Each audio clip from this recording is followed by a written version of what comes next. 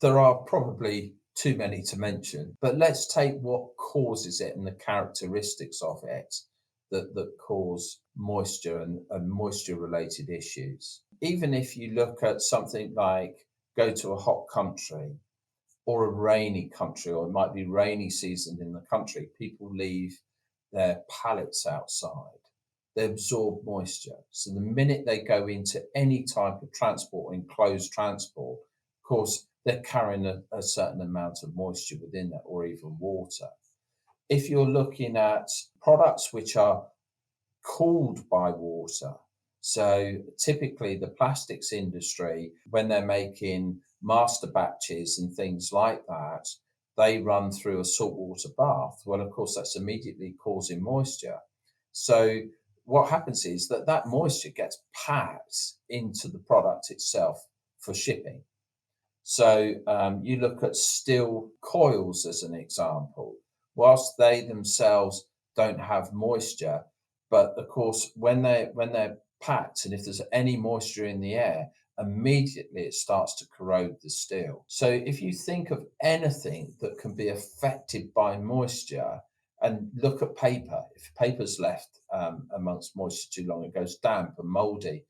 Obviously, food, for instance, is a classic one because most of the time moisture affects food.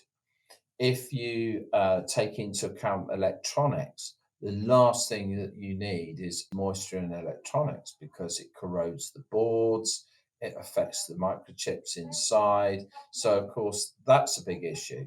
And that's why, in fairness, when you see things like cameras and computers and so forth, you see these silica gel sachets within them, and everything you buy has got the silica gel sachets in there. The issue with silica gel in particular, and lots of people do use silica gel for desiccants, is they only work in a very narrow range. They have a very narrow operating range, which is usually high temperature, high humidity. Well, if you take the normal temperature within a room, it's like 20 degrees, 25 degrees. Well, silica gel doesn't work in that environment, or doesn't work very well. In fact, it only works 8% efficiency.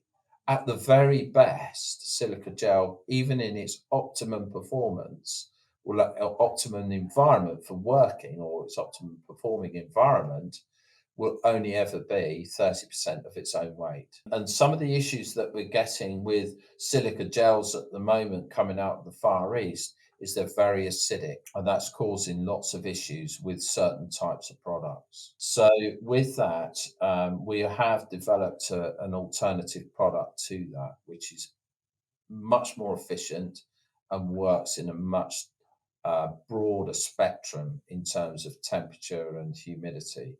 But we've yet to launch that product because we're going through final testing. This is where Birch Chemicals is starting to push the bounds of the desiccant industry and technologies at the moment.